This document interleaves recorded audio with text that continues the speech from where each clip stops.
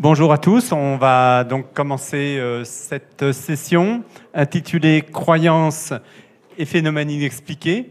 Alors, je vais revenir très rapidement en introduction finalement de quoi je propose qu'on parle.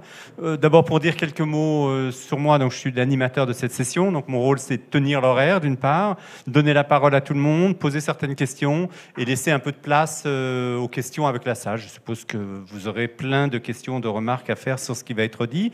Donc je suis Jean-Paul Krivine, donc petite publicité, rédacteur en chef de Sciences et Pseudosciences, qui est la revue de la FIS. Il y a un stand dehors pour ceux que ça intéresse.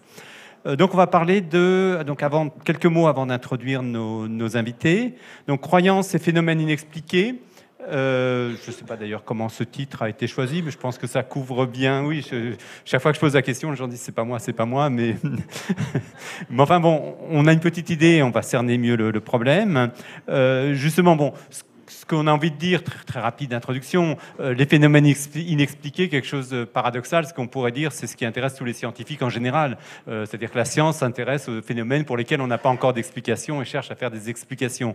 Donc là, c'est pas tout à fait de ça qu'on va parler, mais de sujets qu'on appelait à une certaine époque le paranormal, les pseudosciences, mais vous préciserez, parce que c'est peut-être pas exactement que ça. Donc c'est un peu de ça qu'on va parler. On a mis croyance dans le titre, donc s'agit-il de croyances, s'agit-il de faits scientifiques qu'on peut évaluer, discuter et prouver. Voilà, donc c'est de tout ça qu'on va parler. Il y aura peut-être une redondance avec certaines sessions auxquelles certains d'entre vous ont pu assister hier. C'est pas un problème. D'abord, je pense que tout le monde n'était pas là hier et ça permettra de creuser les sujets et puis de rentrer plus dans le détail ou de les éclairer d'une manière un peu différente. Moi, je vais juste, avant de présenter les intervenants, donner quelques chiffres qui me paraissent intéressants et qui ouvriront peut-être la discussion après. Je disais, phénomène inexpliqué, les intervenants vont expliquer ce qu'ils entendent, ce qu'ils mettent derrière, mais il y a une époque où on parlait beaucoup d'astrologie, de transmission de pensée, d'envoûtement, de fantômes, etc.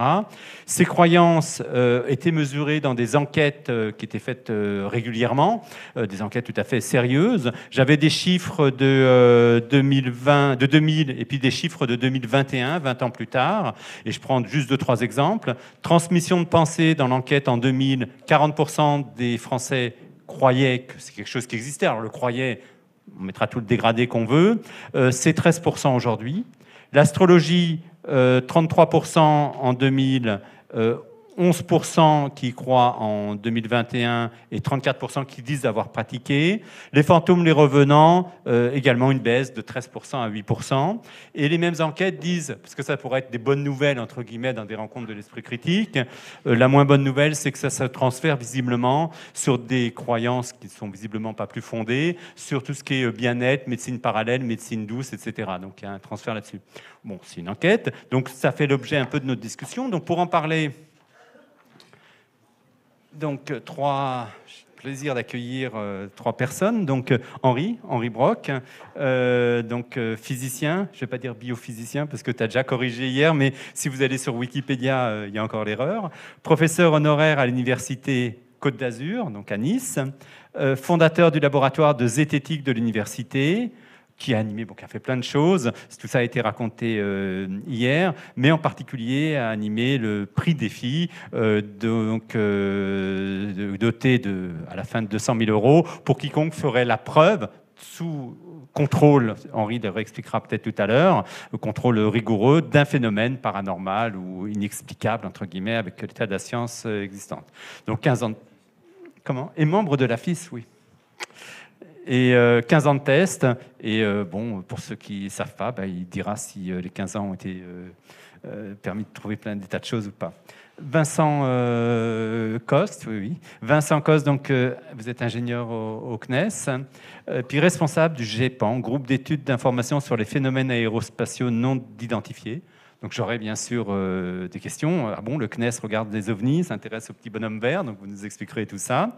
Et Éric Maillot, donc professeur des écoles spécialisées en sciences naturelles, donc retraité, membre du comité nord-est des groupes ufologiques de l'Association astronomique de Franche-Comté et formateur vigiciel, Muséum national d'histoire naturelle. Et tu as co-auteur, tu as coécrit donc le livre Les ovnis du CNES, 30 ans d'études officielles, de 1977 à 2007, aux éditions Bookie Book, les éditions qu'a fondé Henri il y a un certain temps. Alors, première question, quand on parle de phénomènes inexpliqués, quand vous êtes là autour de la table, vous mettez quoi derrière? On va commencer, Vincent. Alors, je veux bien commencer parce que phénomène inexpliqué, très clairement, au GEPAN, alors je ne sais pas si tout le monde connaît le GEPAN, un service du CNES. Phénomène inexpliqué, il y a très clairement deux grandes catégories. Il y a les phénomènes inexpliqués, observations faites par des gens, monsieur et madame tout le monde. Et puis on met de côté, vous avez utilisé le terme paranormal, très clairement, tous les témoignages ou les observations de type paranormal ou enlèvement ou je ne sais quoi, voilà, c'est une famille à part que le GEPAN, le CNES ne traite pas. Hein. Donc dans les phénomènes inexpliqués, autant je sais vous évoquez les sollicitations qui sont les nôtres par tous les types de phénomènes inexpliqués, autant on ne saurait pas traiter tous les paramètres, toutes les observations paranormales. Donc pour moi, très clairement, phénomène inexpliqué, c'est avant tout une personne qui observe un phénomène. Alors, ça peut être un objet, et je veux bien parler d'OVNI, il n'y a pas de problème, mais ça peut être un phénomène de façon plus large parce que ça peut être un effet purement optique. Et non identifié, c'est-à-dire qu'une personne n'explique pas, ne s'explique pas l'observation, tout simplement. Je reviendrai après sur pourquoi le CNES s'intéresse à ça, mais je voudrais qu'on reste sur donc, la définition, enfin qu'est-ce que vous entendez par phénomène inexpliqué, donc je fais dans ce sens-là. Eric ? Alors, avant de parler des phénomènes inexpliqués, je voudrais juste faire une petite correction, ce qui est présenté, je vois devant moi là, spécialiste de la foudre en boule. Non, je suis spécialiste de rien du tout. Non. Ah oui, c'est là aussi. Non. Je m'intéresse fortement depuis longtemps à la foudre en boule, mais spécialiste de rien du tout. Donc, pour en venir au phénomène inexpliqué, ça tombe bien, c'en est un d'ailleurs. Foudre en boule. Tout le monde parle ou a entendu parler de ce phénomène-là, et pour l'instant, il n'y a pas d'explication. Donc, on parle de quelque chose, d'un phénomène. On a des représentations de ce phénomène et on ne l'explique pas scientifiquement. Le phénomène inexpliqué aussi, c'est ce qui est observé par quelqu'un. Donc, je vois quelque chose, pour moi, c'est inexpliqué. Mais ça ne veut pas dire que pour le voisin d'à côté, ce sera aussi inexpliqué. C'est quelque chose d'extrêmement relatif. C'est lié à ma perception et à mes propres connaissances de ce que je suis en train d'observer ou de vivre. Donc, inexpliqué, ça ne veut pas dire inexpliqué pour tout le monde, ni même inexplicable dans la durée. Henri. Ouais, je crois franchement que j'ai rien à rajouter. Les définitions, elles ont été claires. Hein. Bon, pour le GIPAN, effectivement, c'est un domaine plus limité, ça on est bien d'accord, puisque par définition, c'est censé s'occuper des ovnis. D'ailleurs, ça s'appelait avant le CEPRA, hein, Service d'études des phénomènes de rentrée atmosphérique. Donc là, on comprend bien quels phénomènes sont étudiés. Et ce qu'a défini Eric, effectivement, moi je me suis plus intéressé côté tout ce qui est les phénomènes. Je suis physicien, donc j'ai eu tendance à regarder un petit peu ce qui relève de la physique, de la chimie, disons des sciences dites dures, quoi. Mais c'est exactement ça, inexpliqué, c'est pas forcément inexplicable et loin de là, quoi. Alors, je pense que quand même implicitement, des gens qui viennent, on va revenir sur le GEPAN, disent inexpliqué, sous-entendu, nous pensons que la science ne sait pas l'expliquer, et donc on est dans un autre monde. Alors, soit on est dans un autre monde, soit la science n'a pas fait son boulot, quoi. C'est ça. Et alors justement, avant d'enchaîner sur les quelques questions qu'on avait un petit peu tramées, mais pourquoi un service du CNES va s'intéresser aux petits bonhommes verts, si je dis de manière caricaturale, ou aux ovnis? C'est parce qu'il y a une demande sociétale? C'est parce que le CNES pense qu'il y a des choses intéressantes à trouver, que ça va apporter à la connaissance? Pourquoi le CNES Alors j'accepte pleinement la plaisanterie des petits bonhommes verts, hein, mais que personne retienne que le CNES étudie ou cache voilà, qu'on a des grands C'était provocateur à des bizarres dedans. Non, et que ça serait plein de microbes. Tu veux des preuves qui sont verts. Oui, Ils peuvent être gris, etc. Donc, la première réponse, c'est que donc déjà, on adresse uniquement les phénomènes aérospatiaux, hein, donc observation du ciel. Donc typiquement, le CNES qui développe, et le CNES évidemment, avant tout, c'est un organisme qui développe des grands systèmes d'observation de la Terre, de sciences de l'univers, des lanceurs, voilà, qui a créé plein de choses dans le ciel qui pouvaient être nouvelles. Donc je trouve naturel d'accompagner tous ces développements par un organisme qui explique, quand les gens n'ont pas compris pourquoi un rallumage de deuxième étage de fusée est observé, voilà, de façon incongrue, pourquoi des satellites peuvent être observés et ne pas être compris. Donc voilà, c'est avant tout, dans la démarche d'explication vers le grand public, je trouve la démarche très naturelle, hein. Retenez avant tout qu'on est 3 équivalents temps plein au GEPAN, c'est-à-dire que c'est même pas le millième des ressources humaines du CNES, donc c'est aussi un effort qui est fait avec justement des facilités, à la fois en interne CNES, c'est-à-dire on s'appuie sur des gens qui surveillent à tout instant les débris, surveillent à tout instant les satellites, et également de légitimité CNES, on s'appuie sur tout un réseau de partenaires et tout un réseau d'enquêteurs et d'experts qui travaillent bénévolement pour le GEPAN. C'est-à-dire que le CNES a mis en place tout un organisme qui travaille avec des moyens et des personnes externes. Donc ça, c'est quelque chose qui est, je dirais, de facilité CNES au départ, mais qui utilise la légitimité, le savoir-faire et la culture d'entreprise CNES. On va parler de rigueur, hein, dans toute la démarche qui consiste à analyser les phénomènes expliqués. Donc c'est tous ces éléments-là qui font sens pour le GEPAN en interne CNES. Je vais rebondir après sur une question similaire pour Henri. Je le disais sous forme ironique, mais je trouve que c'est une très très bonne chose qu'un organisme public de recherche s'intéresse d'une part à une demande sociale, sociétale plutôt sur ces sujets-là, et permette ainsi finalement d'écarter la critique qui est souvent faite, qui est de dire oui, la science officielle ne s'intéresse pas à ces sujets et pourtant ils sont là. C'est tout à fait, on peut les aborder tout à fait sérieusement. Oui, alors, je voudrais compléter de façon très importante pour rebondir sur ce que vous dites là, c'est-à-dire que de science, le GEPAN ne fait pas de science. C'est la très grande particularité de ce service technique du CNES pourtant. On est service technique dans la démarche, dans l'utilisation des moyens, dans la philo. Moi je suis un scientifique, hein, et ingénieur. On s'occupe avant tout des gens.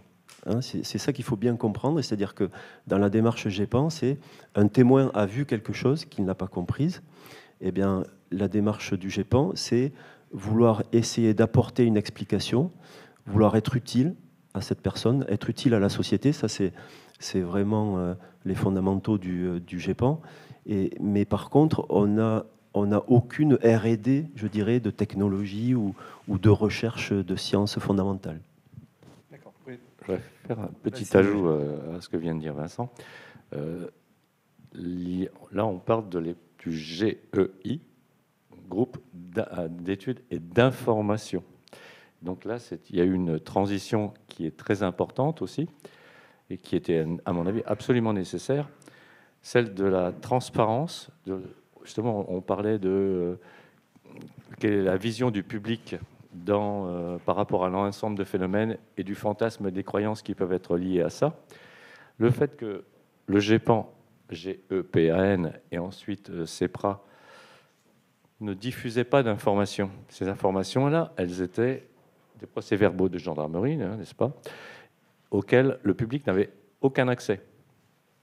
Donc c'était la parole de quelqu'un qui avait ces dossiers et qui donnait son avis sur la question.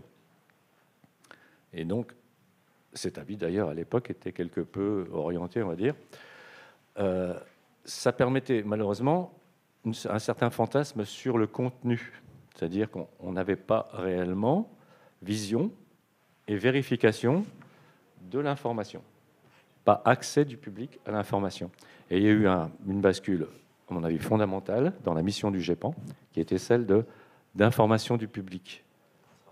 Transparence, voilà, qui a un côté scientifique quelque part d'ailleurs, parce que la science a aussi un but de transparence face au public. Et par rapport à l'esprit critique qui nous réunit, c'est vrai que cette transparence est une valeur et une démarche extrêmement importante.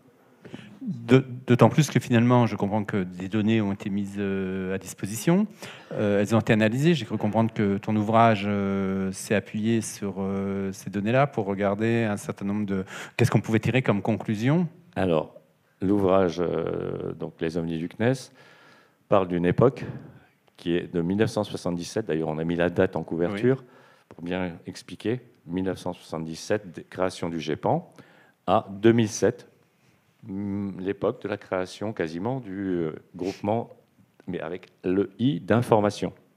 Donc nous, on a été dans la période, cette analyse-là, c'est la période avant l'accès à l'information, même nous, moi et les co-auteurs, et d'autres personnes qui s'intéressaient à ces phénomènes, on avait une énorme difficulté pour aller vérifier ce qui nous était dit d'un service officiel, ou via les médias, etc., pour savoir quelle était la réalité du contenu à l'intérieur, et donc avoir une démarche, on va dire, transparente, scientifique. Voilà. On avait un avis expert dans lequel on pouvait parfois avoir quelques doutes. On en a eu plusieurs. On reviendra donc après sur quelques cas. Henri, si je généralise un petit peu la question, cette remarque qui consiste à dire que certains adressent à la science dite officielle, je ne sais pas quoi, mais vous n'étudiez jamais les phénomènes paranormaux. Voilà, vous ne pouvez pas dire que ça n'existe pas parce que vous n'étudiez pas. Qu'est-ce que tu réponds à ça? Alors, il y a ton expérience au laboratoire de Nice, mais plus généralement, est-ce qu'on peut dire sur les différents phénomènes dits inexpliqués que la science, finalement, s'y intéresse pas et qu'elle ne répond jamais à ces questions-là? Je pense que la réponse, c'est bien sûr que non. Hein. Les scientifiques, par définition, ils vont rentrer en transe que quand il y aura un phénomène un peu inconnu, un peu inexpliqué, un peu extraordinaire. Sinon, franchement, il n'y a pas vraiment d'intérêt, quoi. Ce qui va se passer, c'est que c'est un petit peu comme une sphère qui augmente de taille. On a l'impression, des fois, que ça avance pas tellement, quoi. En fait, les scientifiques, par définition, ils sont intéressés par l'inconnu, par l'inexpliqué, pas l'inexplicable. Le but pour eux, c'est d'essayer justement d'expliquer, quoi. Il se trouve que quand la boule, elle augmente, la taille, les connaissances, c'est ce qu'on engrange, d'accord? Mais le problème, c'est que la boule, elle augmente et la surface de la boule augmente aussi. La surface, c'est le contact de la connaissance avec l'inconnu. Et quand vous avez une boule, une sphère, que ça augmente, bien la surface, elle augmente au carré du rayon, d'accord? Donc on se dit, bon, la surface, il y a de plus en plus d'inconnus, ok, mais le volume, lui, il augmente au cube. Donc ça veut dire qu'il y a beaucoup plus de connaissances qui sont accumulées que ceux qui a de surfaces d'inconnus qui apparaissent. Donc c'est ça qui est intéressant et c'est ça qui finalement motive les chercheurs. Alors que ce soit les phénomènes ovni ou autres, ou PAN, si on les appelle comme ça maintenant, pour être moins directif, quoi, je pense que c'est franchement, ça doit intéresser tout chercheur, tout scientifique. C'est quasiment le fondement de notre métier. Hein. La recherche, par définition, c'est ça, quoi. Alors, Sidi, les scientifiques pourraient dire, certes, ça devrait ça, mais la manière dont les phénomènes dits inexpliqués nous sont rapportés ne sont pas intéressants dans la manière dont ils se sont posés. C'est pour ça qu'on ne les étudie pas. Oui, ben, y a des collègues qui auront cette réaction, hein. Il faut pas le nier, c'est clair et net. Parce qu'après, il y a l'intérêt que les gens peuvent porter à ces sujets. Moi, je m'y suis intéressé parce que vraiment, de tout gosse, tout ce qui est un peu bizarre m'a toujours intéressé, quoi. Donc, je pense que c'est ça qui m'a amené à m'intéresser spécifiquement à ces phénomènes dits paranormaux. Et en tant que physicien, j'ai plutôt choisi, parce que c'est mon domaine, les domaines, disons, on peut faire des expériences physiques, chimiques, etc., quoi. Mais je pense que, bon, manifestement, tout ce qui est un peu qui sort de l'ordinaire, ça devrait, à mon avis, hein, ça devrait intéresser tous les scientifiques. Cela dit, après, on peut comprendre qu'il y a des priorités. Le scientifique, il a un boulot à faire. Et moi, je vois avec des collègues avec qui j'ai demandé est-ce que vous êtes OK, on va enquêter et tout. Certains sont venus, mais il se trouve que, quelquefois, vu la réaction des gens, non pas sur lesquels on allait enquêter, mais qui témoignaient, soi-disant, de certains phénomènes, les collègues, ils ont dit, bon, ça va, j'y vais une fois, j'y vais deux fois, mais je ne reviens plus, quoi. Donc, je pense que c'est ça qui peut-être en a désespéré quelques-uns, quoi. Tu voulais rajouter quelque chose? Oui, au niveau effectivement de l'investigation scientifique, je pense qu'il y a tout un domaine qui est malheureusement sous-exploité.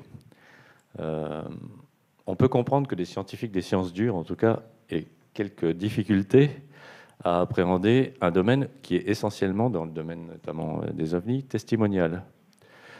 Ce que je disais il y a peu de temps à Henri, la difficulté au niveau du phénomène ovni, c'est qu'on est confronté à des histoires de témoins qui, pour l'immense majorité, ils ont observé un phénomène, qu'il soit objectif ou pas, mais ils n'ont pas l'objet dans la main. Il ne vous l'apporte pas. Le physicien, ce qu'il aime bien, ou le scientifique, ce qu'il aime bien, c'est avoir l'objet, pouvoir l'étudier, ou le phénomène, qu'il soit reproductible. Or, ce qu'a vu un témoin à tel jour, à telle heure, ça ne se reproduit pas forcément. Et donc, à partir de là, il y a une réticence du scientifique à venir mettre les pieds dans quelque chose où il n'a pas l'objet, il n'a pas la reproductibilité, etc. Mais il reste néanmoins utile que des gens, même des scientifiques des sciences dures, j'ai l'exemple avec Gilles, l'histoire de la vision en optique, par exemple, où on voit que même si ça concerne l'humain, on a besoin de vrais scientifiques pour expliquer clairement certains phénomènes qui sont parfois connus, mais de façon extrêmement superficielle. Je voudrais rebondir, et merci Eric pour ce... Et par rapport à Henri, ce que vous avez dit sur le côté passionnant de physique nouvelle ou de nouveaux champs scientifiques, justement, prenons l'exemple de Gilles Munch, c'est notre enquêteur et expert très expérimenté au GEPAN, que je salue et remercie pour son activité au GEPAN. J'ai publié un communiqué de presse à fin de l'année précédente en disant « Le GEPAN a trouvé et expliqué un nouveau phénomène ». Parlons d'OVNI, si vous voulez, un truc, la personne observe un OVNI, et bien cet OVNI-là, on l'a expliqué. Bon, ça serait peut-être un peu long, mais l'explication est extraordinaire. Hein. Eric a commencé à aller sur le terrain, ça se passe dans l'œil, voilà, c'est de l'optique, en fait. Mais par contre, je n'ai pas du tout vu. On a publié un communiqué de presse avec 1000 publications vers des journalistes et je n'ai pas eu un seul retour. Donc moi, je suis perplexe quant à ne serait-ce que la curiosité des gens. Bon, je reste sans explication et sans voix par rapport à ce manque d'intérêt ou ne serait-ce que de curiosité scientifique. Je vais rebondir, si tu veux bien, continuer sur... je vais enfoncer un petit peu plus le clou. Puisque nous sommes au REC, je suis venu, moi, personnellement, dans l'optique, de me dire, il y a ici des personnes qui sont dans le domaine des recherches folklore, socio-psychologiques, neurosciences, cognitivistes, etc. Et il y a dans la matière ufologique, GEPAN, les témoignages humains, une mine, mais je dis bien une mine, à exploiter aussi bien dans plein d'entrées possibles. Et malheureusement, j'ai l'impression que pas grand monde, même quand on on tend la perche, on explique, voilà, là, il y a quelque chose, vous pouvez y aller. On a le matériel. Eric, si tu peux me permettre, juste pour illustrer exactement ce que dit Eric, le sujet en question, c'est la personne observe son fond d'œil, observe les vaisseaux sanguins de sa rétine. Eh ben, il peut y avoir un champ d'application tout à fait grand public que toute opération, je dirais, de fond d'œil ou de trucs, voilà, les ophtalmologues devraient s'intéresser, vont, j'espère, s'intéresser, mais ce n'est pas encore le cas.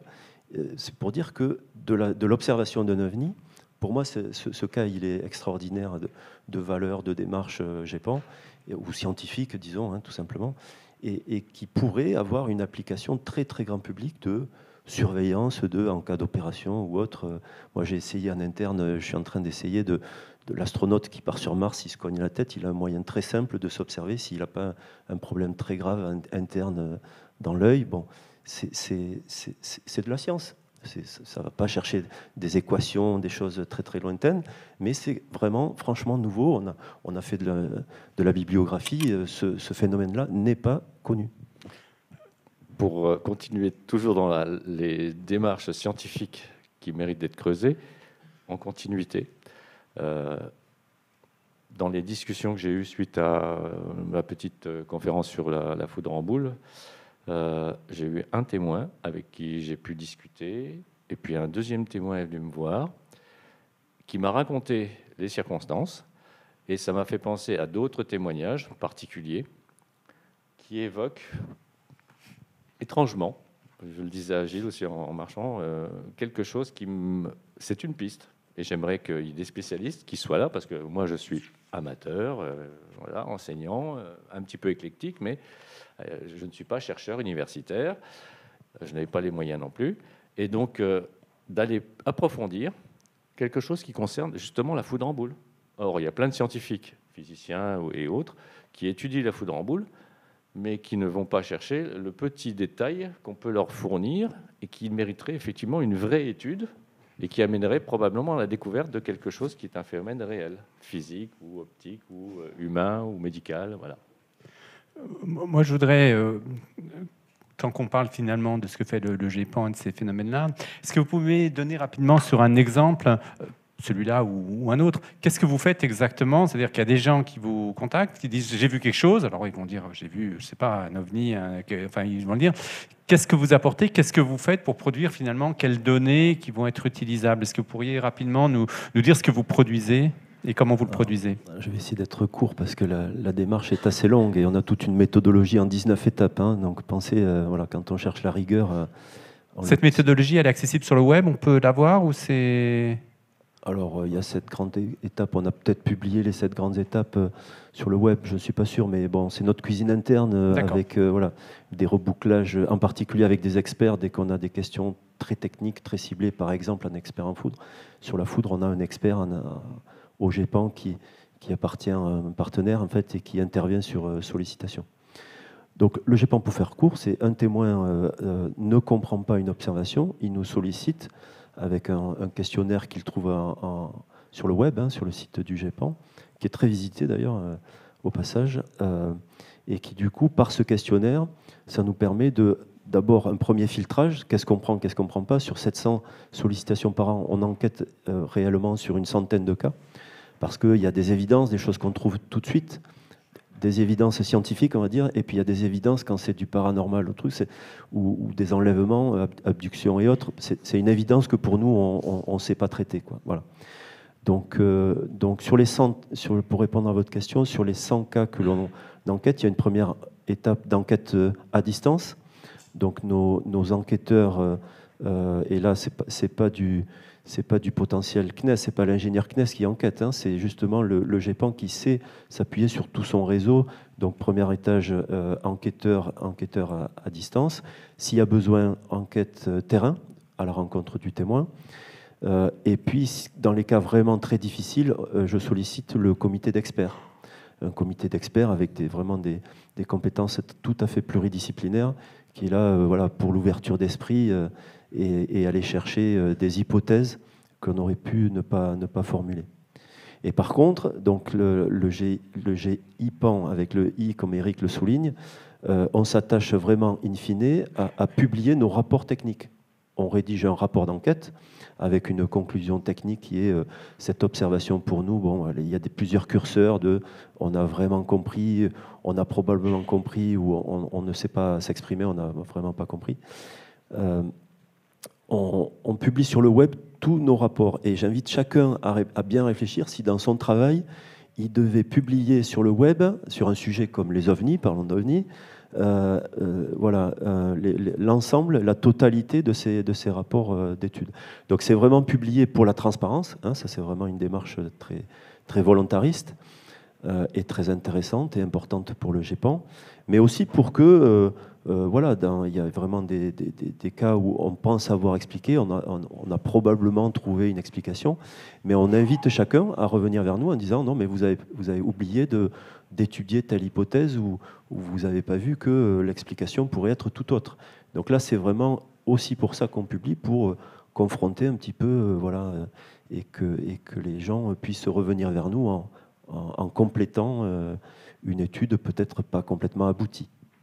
Et je peux témoigner que je ne me prive pas, par exemple, de faire effectivement des critiques sur le contenu qui est transparent, justement, parce que là, on peut effectivement dire à tel endroit, ça mériterait éventuellement d'être vérifié sous un autre angle, par exemple, faire proposer une autre hypothèse, voire même proposer une autre explication. Et je suis parfaitement bien reçu. Juste un petit détail, une démarche volontariste du GEPAN. Volontariste, je ne suis pas vraiment sûr. Il faut se rappeler que le GEPAN puis le CEPRA, à partir du moment, je vais donner une anecdote entre guillemets, donc Velasco, directeur du GEPAN, sans le I information, dans une conférence, dit qu'il a invité les zététiciens, et il dit en particulier celui qui a fait un ouvrage avec le prix Nobel Charpak, donc bon, c'est relativement bien ciblé, on voit de qui il s'agit, Et il dit que donc j'aurais été invité et que j'ai jamais accepté l'invitation. Il se trouve qu'on n'a jamais reçu aucune invitation. Donc j'ai fait une belle lettre en tête officielle de la fac, du labo de zététique, etc.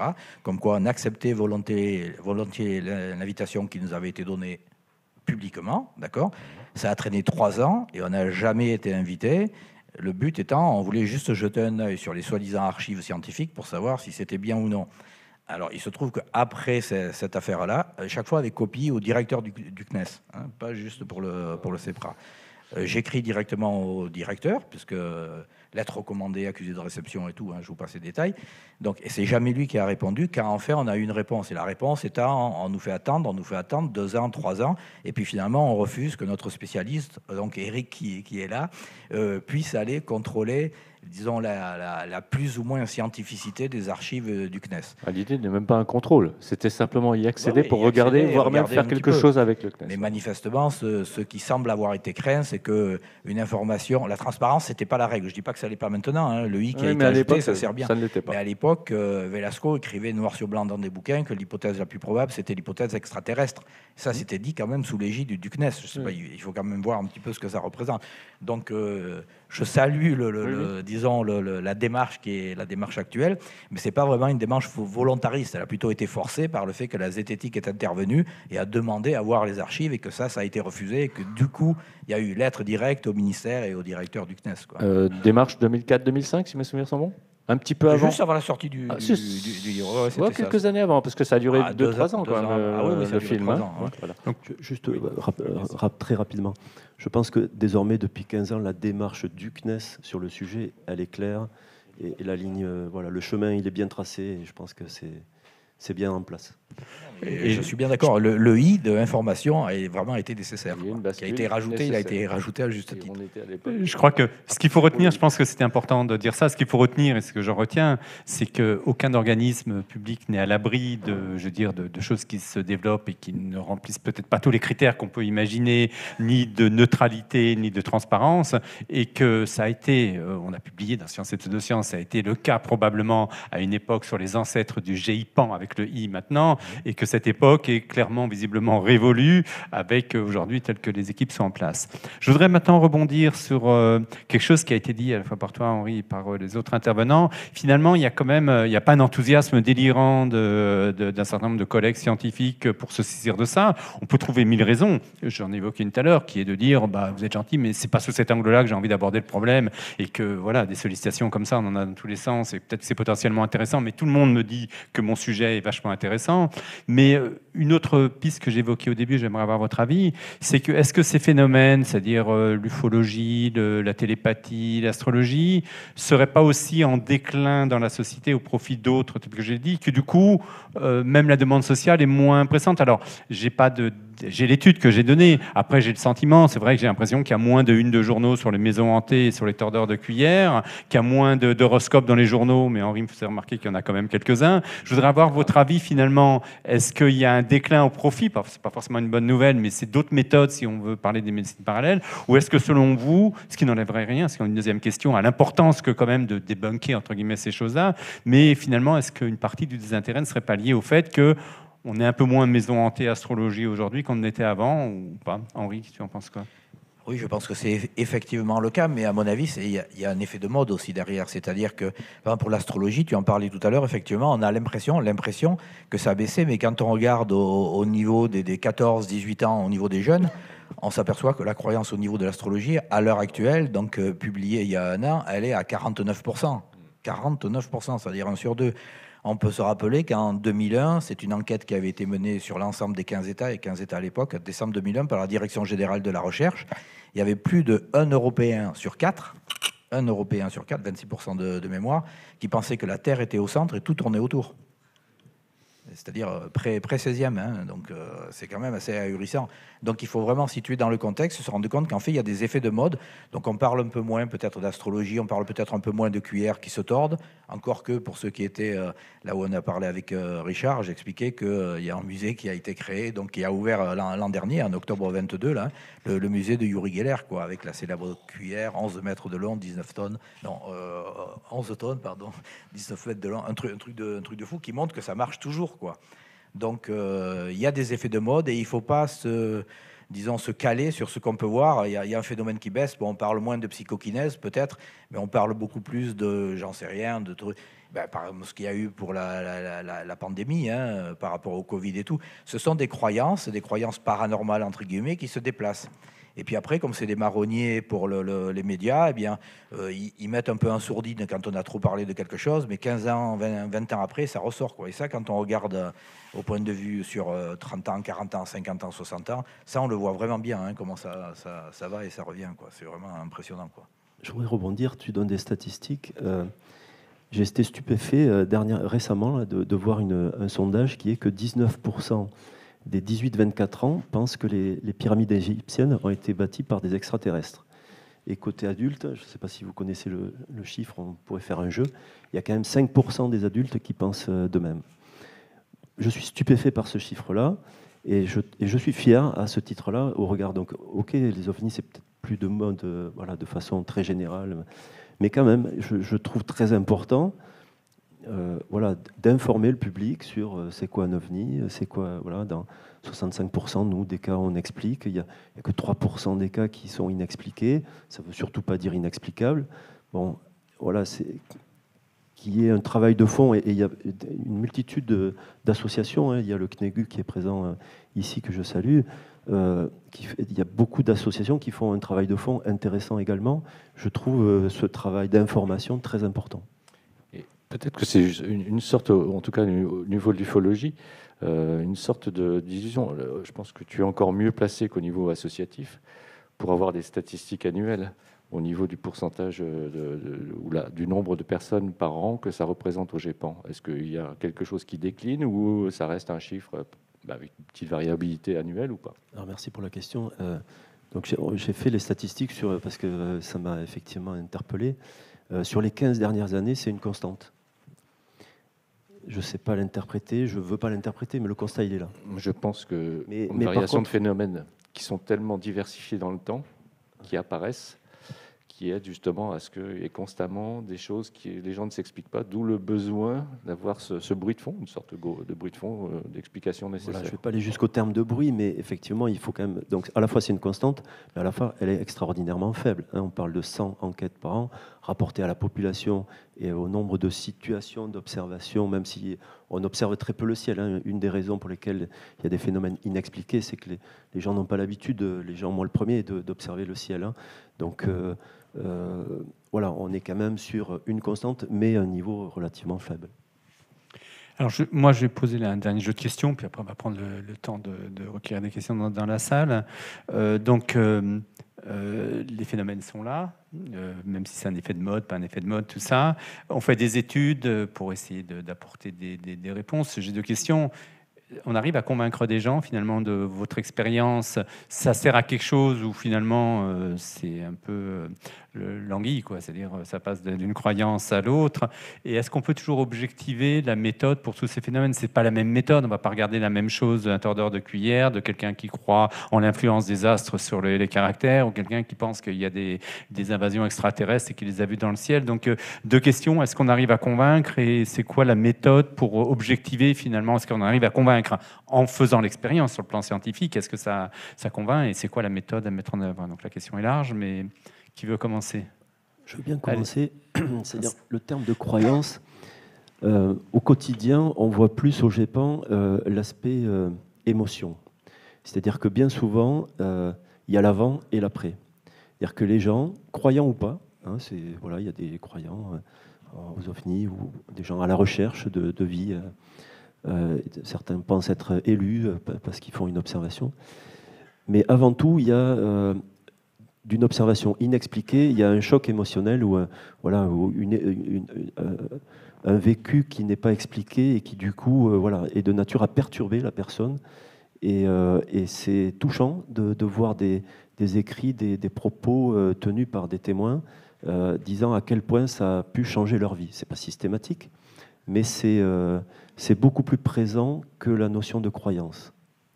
Et alors, justement, pour rebondir là-dessus, quand vous leur dites, dans un certain nombre de cas, vous dites, ben non, il y a une explication, c'est je sais pas quoi, un satellite qui rentre, enfin je sais pas, il y a une explication.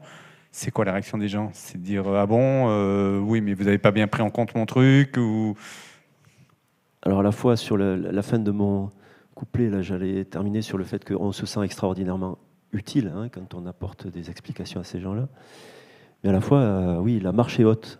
Les gens ont vu l'extraordinaire, l'extra quelque chose, l'inexpliqué. Ils ont vu l'extraterrestre. Et nous, on leur explique avion, satellite, fusée, lanterne chinoise. La marche est haute. Un jour, un témoin m'a dit c'est du brutal. Effectivement, c'est du brutal. Voilà, un rapport technique qui dit, en conclusion, le GEPAN conclut que il s'agit d'une observation de lanterne chinoise. Mais voilà, on est des gens de technique et la vérité, elle est crue. Voilà. Donc même si on est accompagné au GEPAN par des psychologues cognitifs et cliniques qui nous aident à formuler les choses, qui nous aident à comprendre certaines choses. Surtout pas pour juger les personnes, surtout pas, mais dans l'accompagnement, dans l'expression qui peut être la nôtre. Mais par rapport à votre question, voilà, la marche est haute. Donc, elle peut être, et c'est très agréable quand elle est acceptée. Les gens sont contents d'avoir compris et nous expriment voilà, une reconnaissance. C'est toujours très satisfaisant. Mais parfois, voilà, je dirais une fois sur deux, c'est un refus de la conclusion. Vous nous mentez, voilà, vous nous cachez des choses. Bon, en tout cas, c'est sûr que l'explication, elle est banale. On peut comprendre ça. La personne a vu quelque chose d'extraordinaire et on répond par de la banalité. Avion, satellite, fusée, astronomie. Voilà, c'est, je dirais, dans 50% des cas que la conclusion n'est pas acceptée. Bon, c'est un constat, mais on a fait le travail de fond. 50% des cas, je trouve que c'est déjà extraordinaire. Nous, on n'a pas ce pourcentage-là. Dans le cadre du prix des filles qu'on a lancé pendant 15 ans donc à l'université de Nice, nous, la grosse surprise, ça a été que la quasi-totalité des candidats qui sont venus, 264 candidats qui se sont inscrits, 50 où on était jusqu'au bout avec les protocoles, ben, ils étaient quasiment tous, disons, à part 3-4, même pas les doigts d'une main, quoi, qui étaient à la limite venus pour encaisser le chèque. C'était des personnes de bonne foi, mais qui n'avaient jamais eu l'idée de faire un petit test. Et c'est vrai que des fois, bon, les personnes ont été un peu surpris par les résultats. Ils pensaient avoir, certains nous annonçaient 98% de réussite, ou d'autres même 100%, pas de problème, je réussis tout le temps. Et puis dans des expériences simples, conçues avec eux, selon leur propre protocole, dans leurs conditions, ben, ils obtenaient 0, quoi. Donc c'est vrai que ça a été... Et le nombre de personnes qui se sont un peu remises en question, à la louche, et comme ça, je le chiffrerais à 1 ou 2%. Mais en tout cas, c'est sûr, c'est pas 50%, quoi. Par contre, les changements qu'on a pu observer, c'est que quelquefois, lorsque des candidats étaient avec des personnes de leur famille, l'époux, l'épouse, des enfants, alors on peut pas faire des statistiques parce qu'on a eu, disons, une dizaine de cas comme ça où qui sont allés au bout et où il y avait des accompagnants, si on peut dire. Il se trouve que les accompagnants, eux, ont clairement changé. Se sont rendus compte, par exemple, un magnétiseur italien qui était venu, qui pouvait détecter au pendule des mouvements que faisait son épouse ou son fils de manière éloignée, placé dans une autre pièce, etc. On fait les contrôles, tout ça. Bon, lui, sa position, ça a été de dire, grosso modo, je résume, j'étais fatigué, ça n'a pas marché, je vais me rentraîner, je reviendrai. Par contre, quand on a discuté avec son épouse et son fils, manifestement, eux se sont bien rendus compte que bon, il y avait un petit défaut et que ça marchait pas, et que le mari et le père, en fait, n'avaient pas les pouvoirs qui étaient revendiqués. Donc c'est assez intéressant, c'est de se rendre compte que la personne directement impliquée, elle va plutôt chercher une position de repli, à savoir, bon, la lune n'était pas bien placée, finalement je pensais que c'était bien, mais il y a des positions de repli qui font que c'est manifestement dur pour ces personnes de changer d'opinion. Après, nous, notre but en tant que zététicien, quand on fait ce genre d'expérience aussi, c'est de faire participer, dans mon cas, quand j'étais encore enseignant et tout, enseignant-chercheur, le but c'est de faire participer les étudiants et c'est donc de profiter de ces expériences pour montrer aux étudiants, aux collègues, aux collaborateurs, etc., comment on conçoit l'expérience. Et c'est ça qui est intéressant, même si on a peu de personnes qui vont, disons, basculer. En fait, on travaille pour une frange molle, la frange qui a pas encore, qui s'est pas complètement investie, disons, dans le paranormal. Parce que sinon, si c'est un investissement complet, on peut pas. On va prendre des questions dans la salle, mais très rapidement. Très rapidement. Ne comprenez pas que le GEPAN est dans le même champ d'activité que analyse de pouvoir et autres. C'est-à-dire que nous, on étudie sur du témoignage de gens qui ont fait une observation inexpliquée. et d'expérience, voilà, au quotidien, les gens sont tout à fait sincères et ont vraiment fait une observation. Hein, donc c'est vraiment le quotidien qui est le nôtre, c'est vraiment des gens qui ont vraiment observé un phénomène inexpliqué. Mais ça confirme exactement. Nous, les gens qui tiennent le pendule bouge vraiment et ils pensent vraiment et sincèrement qu'ils ont un pouvoir qui s'exprime ou qu'il y a une énergie qui fait bouger le pendule. Hein. C'est une certitude. Ils sont vraiment de bonne foi. Ils n'ont pas fait la petite expérience simple que nous, on leur fait faire dans leurs conditions avec un protocole décidé avec eux. Et là, ils se rendent compte qu'effectivement, là, dans ce cas-là, ça ne marche plus, quoi. Très bref, vraiment, très court. En fait, les deux situations sont très similaires, avec une petite différence que je vous ai expliqué tout à l'heure à Henri.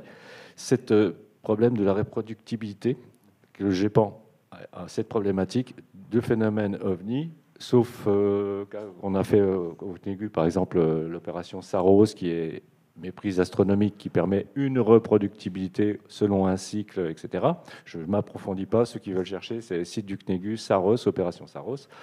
Donc, le problème de reproductibilité dans le phénomène des pans, on ne peut pas reproduire les choses. Donc, quand l'explication est donnée, on ne peut pas faire rarement, je ne dis pas, mais une démonstration probante, à part un argumentaire. Voilà, on a telles informations et tout ça permet de dire, sauf dans les cas A où la preuve est A plus B.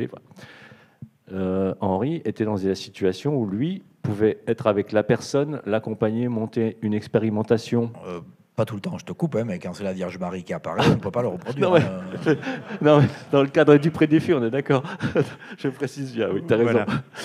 Fatima. Non, mais l'expérimentation, elle était possible sur un bon nombre de phénomènes. Quelqu'un qui dit « je suis capable de tordre une cuillère » ou de faire la transmission de pensée, on peut monter une expérimentation en accord avec lui, etc. Alors que là, c'est quelque chose qui est fait en parallèle du témoin. Le choc est peut-être encore plus violent parce qu'il n'y a pas eu cette possibilité de se mettre d'accord au minimum sur le procédé et l'avancée. Et un petit complément que je donne, parce que j'y pense rarement, donc je le fais maintenant, ça me vient à l'idée, c'est que contrairement à ce qui se fait souvent dans le domaine parapsychologique, c'est que nous, ce qu'on fait chaque fois qu'on a monté des protocoles, on contrôle évidemment le médium ou le sujet psy ou le sourcil, etc., parce que c'est notre but, qui vient faire une expérience, mais on monte l'expérience de manière que lui peut nous contrôler, peut contrôler les expérimentateurs. Ça, c'est rarement fait en parapsychologie. À mon avis, pour une raison bien simple, c'est que la plupart du temps, c'est pas le sujet psy qui triche, ce sont les expérimentateurs, mais ça, on pourrait y discuter. Preuve en main, hein. C'est un autre problème. Mais ça, c'est vraiment important, c'est-à-dire que la personne qui vient, elle n'est pas en état d'infériorité en quelque sorte par rapport aux scientifiques. On est strictement à égalité.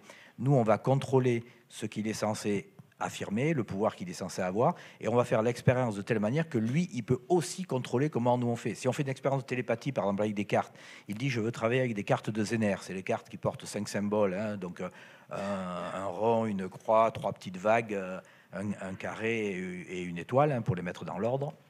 Symbole très très mal choisi par Zener et par l'équipe de Rhein, parce que manifestement, vous avez vu dans ce que je viens de dire, on peut très facilement les coder par 1, 2, 3. Ils sont faits par un trait, 2 traits, 3 traits, 4 traits et 5 traits. Ce qui est une absurdité totale de démarrer avec des cartes comme ça. Mais bon, ça c'est encore un autre problème.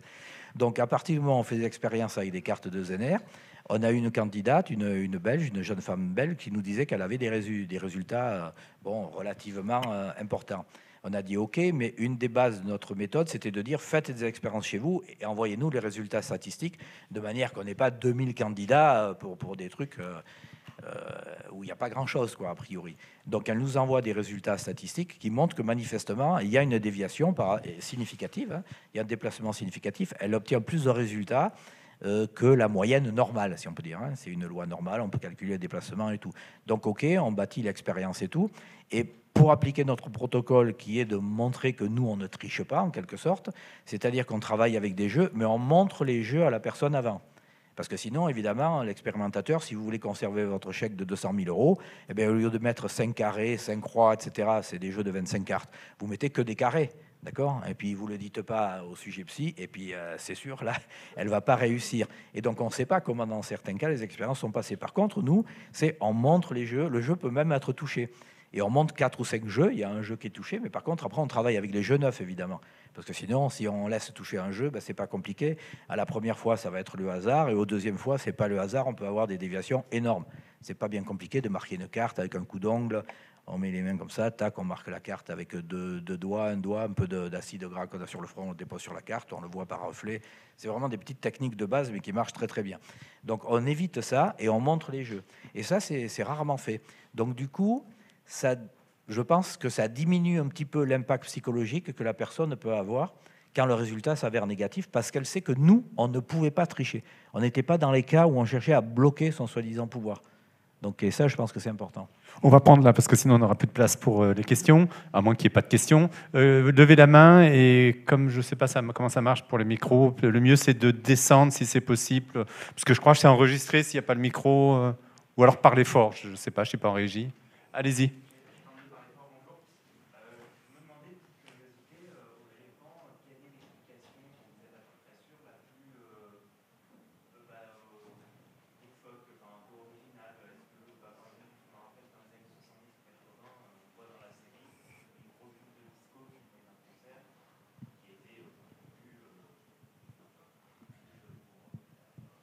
Vous avez entendu la question, je la reformule. En gros, qu'est-ce qu'il y a de plus extraordinaire dans ce que vous avez trouvé comme explication ? Loufoque, exactement. Voilà.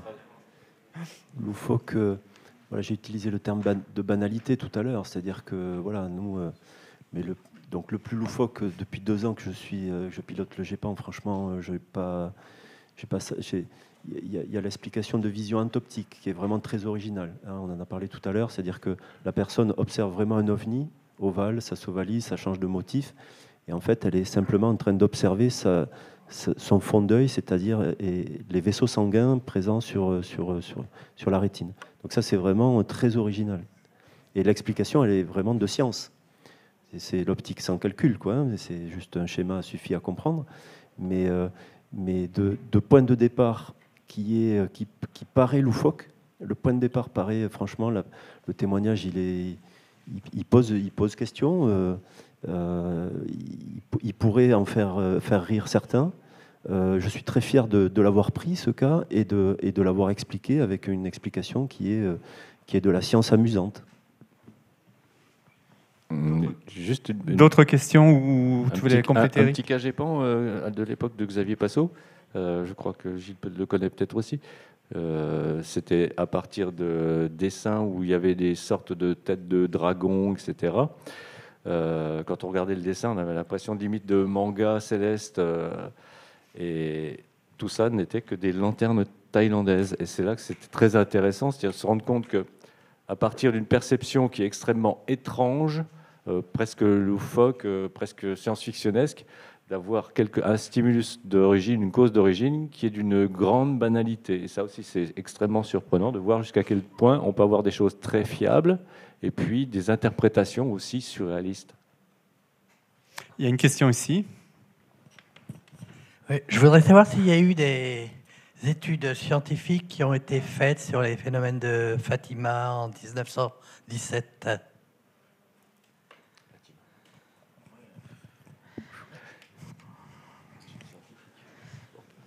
Bon, là, franchement, je ne sais pas trop ce qu'on peut répondre.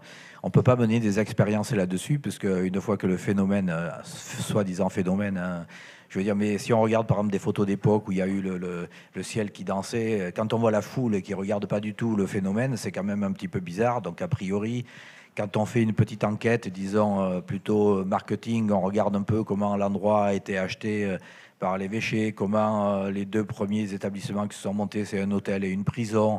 Moi, je crois qu'on voit bien l'exploitation commerciale, hein, pour dire les mots, qui est faite du phénomène. Ils ont cherché à reproduire un 2e centre pour faire un peu de concurrence au centre français, quoi. Grosso modo, après, on peut pas mener d'enquête là directement. Moi, je serais OK pour qu'on puisse mener une enquête, mais il faut qu'on ait le support. Et là, il n'y a rien, on peut rien faire, à part de faire une partie, disons, un peu historique, et puis de regarder un peu sociologiquement quel était l'environnement, les personnes, etc. Mais après, la danse du soleil et tout, même par le Vatican, les photos ont été mises à part, hein, ils les ont supprimées, quoi. Après, ils n'en ont plus parlé, quoi.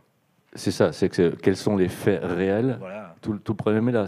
Quand on dit Fatima, le miracle de Fatima, c'est de quelle partie, quel est le phénomène qu'on veut expliquer. Il faut vraiment séparer les choses. Le soleil, il tape à Fatima. J'y suis allé, c'était en période de procession en plus. Il faut voir l'ambiance qu'il y a, les gens qui sont sur des kilomètres sur les genoux et un soleil qui tape. Les visions, ça peut arriver facile. Hein. Oui, puis surtout quand on incite les gens à regarder le soleil, essayez. Hein. Vous verrez aussi plein de petites choses qui dansent autour de vos yeux. On va prendre une dernière question ici. Oui, bonjour, merci pour la présentation. De ce que j'ai compris tout à l'heure, au niveau du nombre de déclarations au GEPAN, vous nous avez dit que c'est plutôt stagnant, on va dire. Je me posais la question par rapport à ça.